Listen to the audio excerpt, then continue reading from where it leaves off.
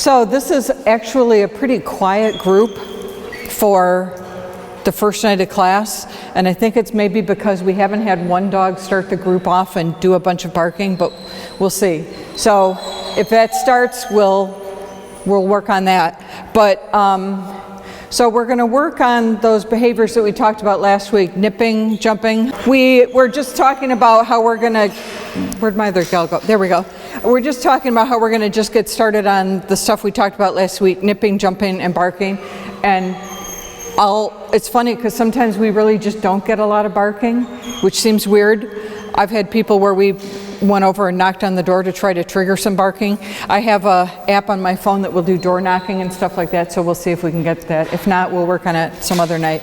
But what we can do is we can start on the jumping up on people, because that's usually a fairly long-standing problem. Okay, so who in the room is one of my worst jumpers? Just on his neck, if you are okay with that. Okay. He is. It's okay. So we're on there. Okay. All right. So for this command, I do it maybe a little differently than other places you might have taken a class. So I don't use a command word for them jumping. I don't say down. I don't say down or off, because I want it to be the responsibility of the dog, not my responsibility for the life of the dog. So if I train my dog that they can jump unless and until I stop them, then I don't really care for that approach, because that means it's always going to be up to me. So what I do instead, I'm going to move over this way, is I kind of teach them that you don't get to jump.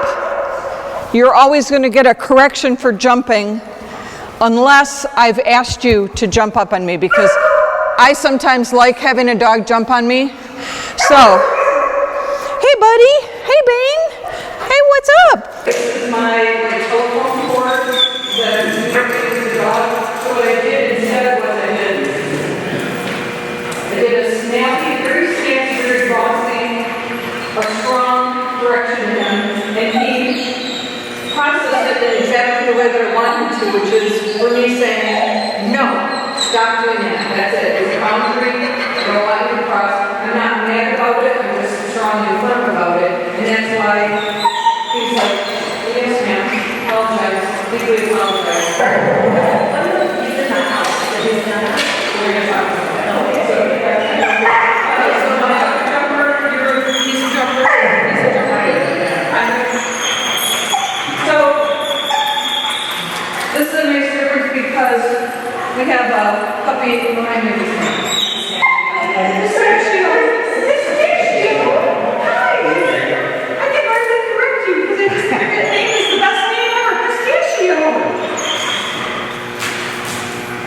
So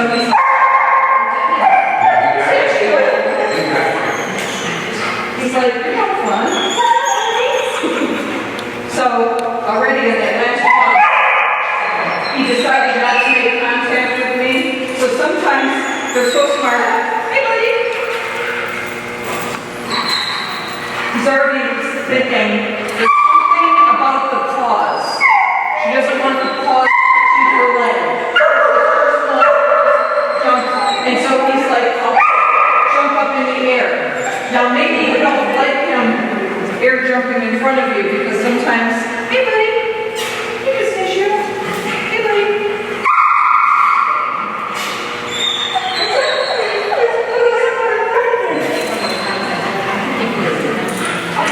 So can you see he's like jumping around you now? He's like, you don't like for me to land on you.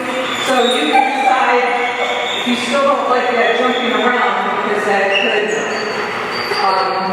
get your kids, your grandkids, a little nervous. You can correct for that as well. And I'm going to go around the room before the class is over and let you feel what these corrections are that I'm doing for each dog, so that you can have some idea of what they're feeling. The lady comes with the dress on. Yeah, they want to stand up in the yard and talk. So you can kind of see, he's like, you wouldn't necessarily think it, but he's pretty soft. And by soft, I'm not talking about his coat, which I'm sure is very soft too. But he like started to jump on me. Hey buddy, hi. Hi, I don't have a dress on, but I am a baby. Who thinks you're darling? He's like, no, it's not gonna happen. Is it gonna happen? Is it gonna happen, buddy? Huh? No. No. So that first one, when he got that little prick, it was like, he's like, he's like, I'm sorry. So if you do that, if you have a problem with it, either out on your walk,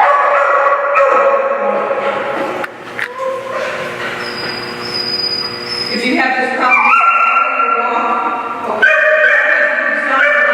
one starts and the other one starts. And so on your walk, or if it happens at home, or if any of your friends come over and they get jumped on, you can put the leash on. So, anybody else have a long-standing jumping?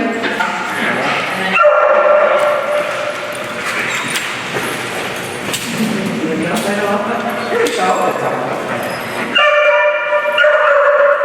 This is pretty consistent one. Yeah. And he's not caring for it. And he's kind of frustrated. It's okay, but... And so sometimes when he's down like this, I'm trying to take the attention from him so that it's like 4 legs on the ground is when you get attention. And he's like, bring the attention back. And so he jumps. He's like, give it to me. So I give him a little pop and it's like, I know it's a hard lesson, babe. And you're soft and fuzzy and you're darling. But it's got to be, you know, like a mutual thing for us to work for both of us. So and now he's like, made a point with those corrections. Okay? You need some nipping, my friend? We're going to get to that.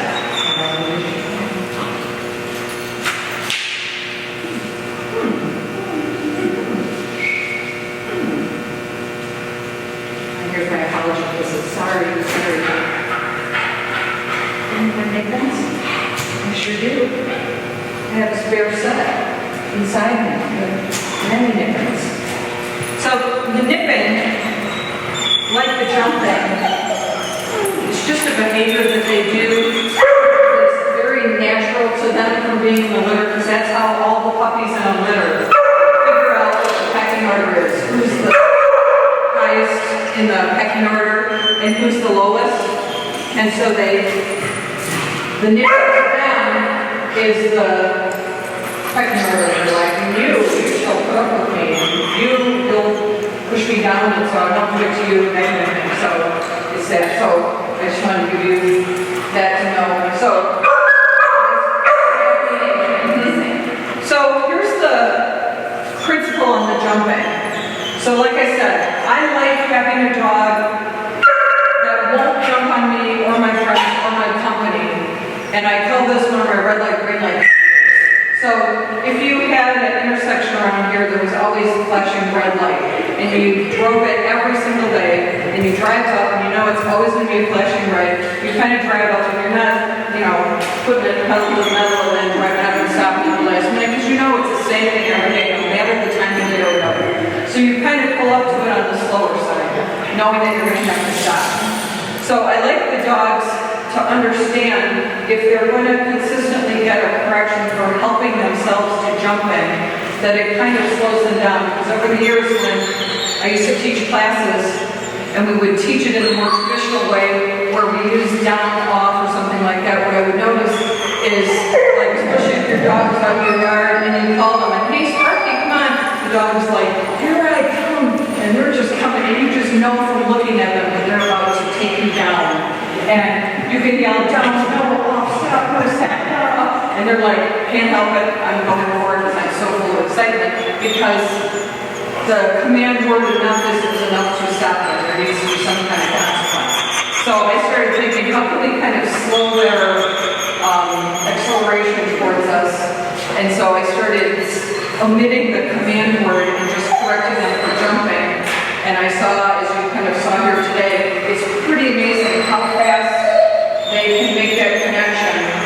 And the consequence, when you feel it, when you and let you feel the corrections, you're going to be surprised that it's not more than what it is. So it's never something to scare them. All it is a boundary to say, here's my rule, it's enough that you should respect it. And if it needs to go up, it can go up.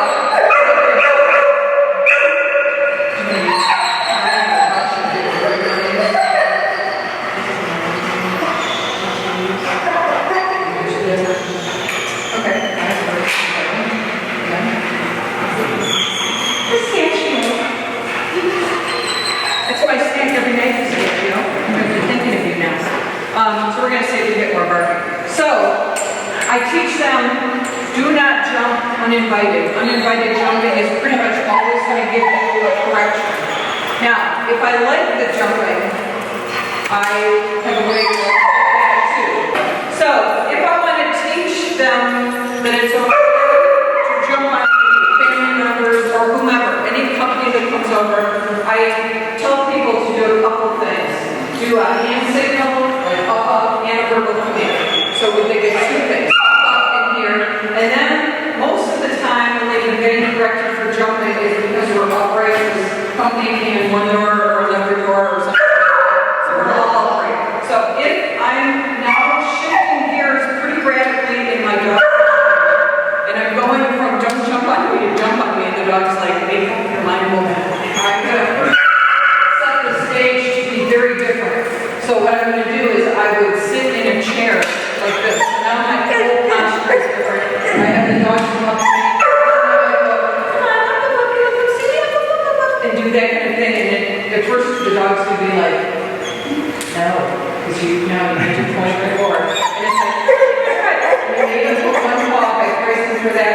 So what I'm telling them is it's a right light to help yourself.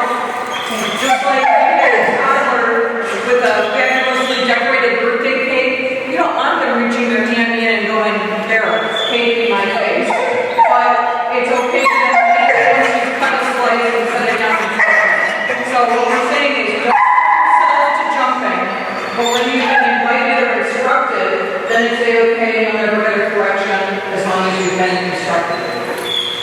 Yeah. Are you saying if you want them to jump on you, you should be sitting down? Well, to start with, because I want it to be, I want the dog to appreciate the difference. My husband is all about the standing up. Okay, so just tell him that for like the first week of having Fane jump on him, to try and do it seated, and then see if you can do it standing. So what we have to do is we have to take it in steps with the dog so that it starts making sense to them. We haven't jumped so far that the dog is like, I don't even know what you want to do anymore. Because then they're just going to shut down. Because it doesn't make sense to them. Does that make sense to you guys to do it that way? Okay. The very good question was, what happens though if we don't have a leash on the dog and somebody comes to the door? So, in this everybody having a cell phone. If you've got somebody coming over, ask them to give you a call. 5 minutes, I'm on Trainer, I'm on 24, I'll be in the house in 5 minutes, or text or something like that. Then what you can do is you can go over, you can put the leash on your dog or your puppy, you can drop the leash. You don't even need to be holding onto it. And then when they come to the door, we'll say they're coming to this door down here, and there's knock, knock, knock, and so the dog is like, right here is where you should be. So, and then you can walk over, you can pick up the leash, you can say to the person, come on in. And the person comes in, and they can even they can greet your dog or puppy the way they normally would, where they're like, hey, what's up, buddy, what's up, and if the dog jumps or whatever, then again, they get a correction kind of thing like that. And the leash can stay on for the first few minutes because those first few minutes are going gonna kind of stay tempting, and then when you feel like the moment's passed, you can take the leash off. And you can do this on walks if people, like, who's not gonna see that? Oh, come on. Always. So, does that make sense for the jumping? What about, like I was saying, when he's in pen, or like he's on the other side of something and he's jumping up against it to get it? Yeah, that's gonna have to be, we're gonna have to figure out something else for that. And I don't know that the leash is gonna help because then that means you have to be in a pen with him. So it might be the kind of thing where you might do people know like the pennies in the pop can? It's a very old school dog training thing, but it kind of works. You take a empty beverage can, so you're gonna have to empty a beverage can, whichever one you want. And then you put some, maybe 5 or 6 pennies in there, or you could get some pebbles from the outside or something like that. Duct tape the top so they don't all come flying out. And you're gonna use it as kind of a noise maker. So we're gonna pretend this is my pop can with the pennies in it. And so the first time you use it, because it really doesn't have anything other than noise, the first time that you use it, you want to kind of go shoo, like a big shake like that, to get the most noise out of it. So the dog goes, oh my God, never mind. We're just looking for a startle factor. And so maybe shaking it like that will get him to pair, because we want this all makes sense to them. So we want to pair, at the moment he's doing that behavior, he gets the consequence that he doesn't care for. So that he's like, I think there's something about me touching this gate that they don't like. Does that make sense? Okay. Any other questions on the jumping?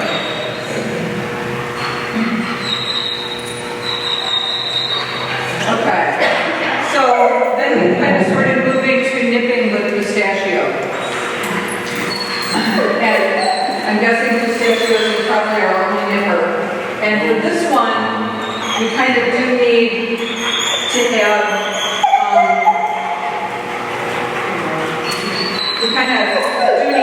there we go, a leash attached. So this could be another time, especially if the puppy witching hour, which we're kind of approaching the evening time. For those of you with a young dog, you notice they're like during the evening time. We call that a puppy witching hour. And it's kind of funny because, and it can go, like my dog's 8, he still does this crazy puppy witching hour from time to time, where you could just see he gets a wild bug. Yeah. And he goes crazy, and he's doing figure eights around the house. He's 8 years old, he's doing figure eights around the house, and he's growling at himself, and he runs by you and he wants to reach up and do something, and he nips you. He doesn't nip, but he might have back in the day, probably. But he's like, he runs by and he's making eye contact, he's like, you should grab me, I think you should grab me. So then we went out and we shoot our feet up and touch him, and he's like, oh yes. So, anyway. So I'm just doing these quick leash corrections while we're nipping. We did the same thing like when you're Yep. And then sometimes after you did catch my apology, after that, I give them a little pop and say, okay, sorry.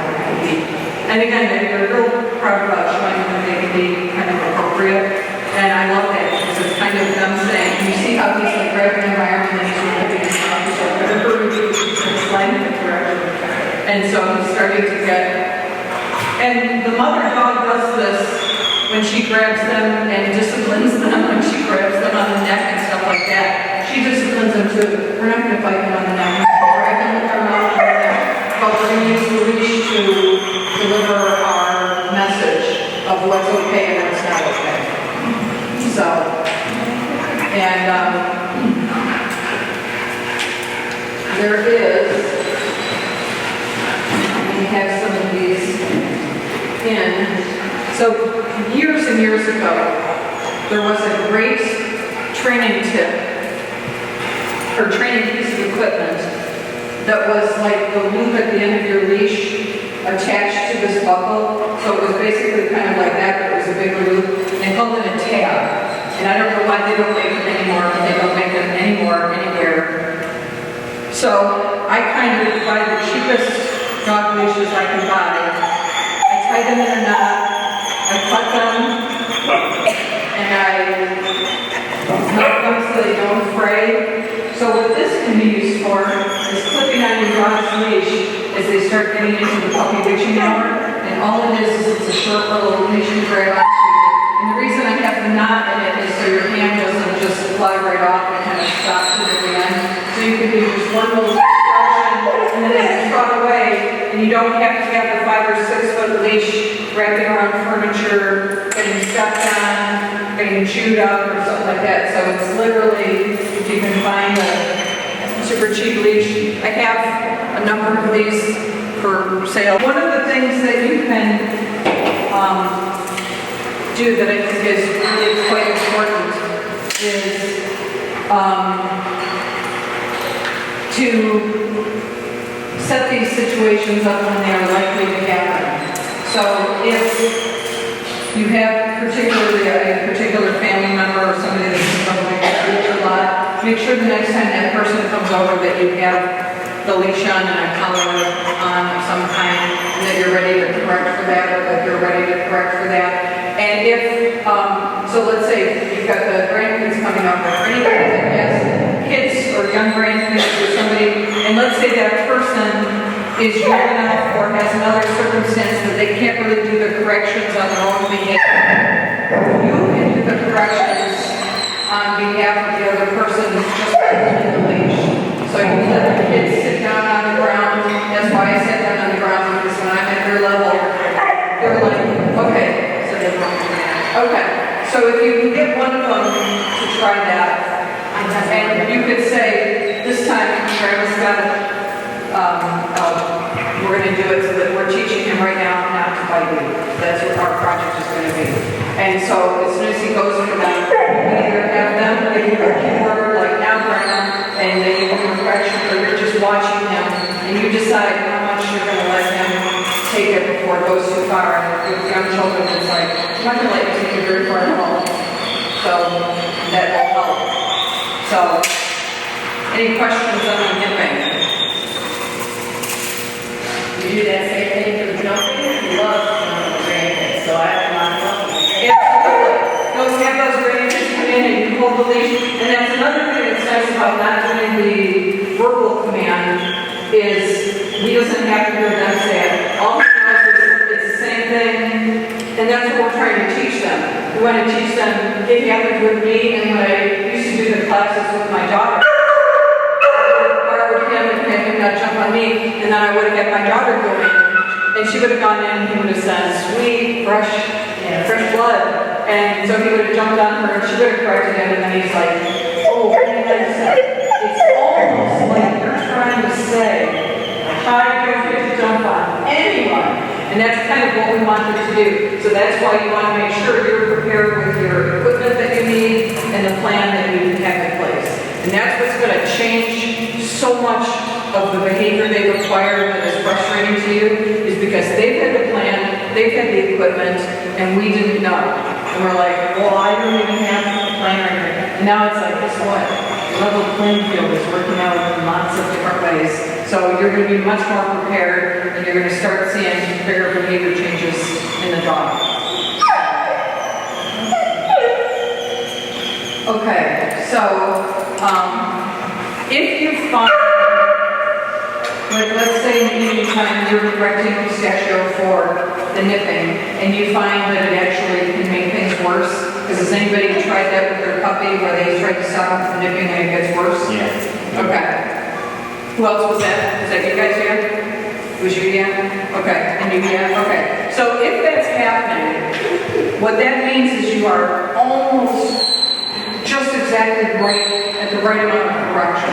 So let's say whatever this is the correction that is needed for them to stop nipping. You're probably just underneath it. And most people, and I support this, most people will come from a lower level of correction and work up to however much they need, rather than correct way too hard and then try to bring it back down. So most people come up this way, and that's perfectly fine. But if you're coming up this way and you correct them and you know it's a sass because you the eye contact is right on the head and they're like, and they'll like snap at you or they'll go hard. So what that means is your next correction should be just about 10% more so they get right at the place. Because right now, what he's thinking is that you're going like this, you're going like, and he's like, oh, okay. So you're just kind of giving that next thing that's like, yeah, that wasn't that. We can do full-on correction. So that is a little harder for her. I'm gonna like I said, I'm gonna go around the room and I'm gonna let everybody feel these snaps on the leash. Loop. So this is like the constant pull that you might feel. Yeah. Yeah, it might be a little. So that's going to be like the kind of snap that you want to get. It's a super boss move. Yeah. It's not hurt, it's not anything. Right. So, but again, you guys, those corrections, like I said, they're kind of an approximation. I kind of tried to do them in proportion to what I think your dog's personality is going to need. You'll play with them. They are not one size fits all. There's not like one single correction that's always going to be right for your dog. Sometimes you're not going to be like super committed to a behavior and like, let's say you're sitting there watching TV one night and just like with one on your hand and it's not hard, but it's nimble. The correction doesn't have to be like hard and dramatic if he isn't fighting hard. It can be a softer one, but if they're like, oh, they're just like all kinds of puppy witching hours going on, and they're like, I don't even know what I'm doing anymore. I'm just crazed with energy and stuff like that. Then your correction is going to go up a little bit to kind of get through to from the mood they're in or the wild puppy craziness that they're in right then. So play around with what makes a difference, and that's kind of what you're looking for. You're trying to look for them. They'll either, if you give them a good correction, they'll either kind of make eye contact with you, because they're like, oh, it registered. So you may see them looking at you, stuff like that. Or you may see them just kind of like, well, I wasn't going to continue with that anyway, and it changes their behavior in some way. Those are the signs that we're looking for. If they come back and they're further staying, like I said, you just under-corrected them probably, and you just need to go up on the next one, and then see what the reaction is from there. Okay, and we did not get the excessive barking that I so confidently predicted we had last week. But sometimes it's just that way. What I'd like to do with our last 10 minutes is to do a beginning socialization exercise. And so if everybody's like, oh, shoot, you don't have to worry. It's going to be as low-key a socialization exercise as it can be. Because it's not going to be classic socialization in the way that you were thinking. We're not going to have dogs walking up. But anybody who wants to do this can do this. If you feel like, I'm not sure I want to do this, you don't have to do this. But we're going to have one dog at a time or one puppy at a time. Kind of take this inside circle somewhere, I'm going to about at least 6-8 feet this way, and you're literally not care if your dog heels, I don't care if they're pulling on the leash, it doesn't matter. We're just going to do one loop around, back at your chair, and the point of that is to teach not only our dogs, but just because there's other dogs around here doesn't mean we're all going to interact. So it's just a dog walk by and that's it. So those of you on the outside, you're just you can talk to them if you want, you can try and get their attention if you want, if they just want to sit there and they just want to watch the dog go by.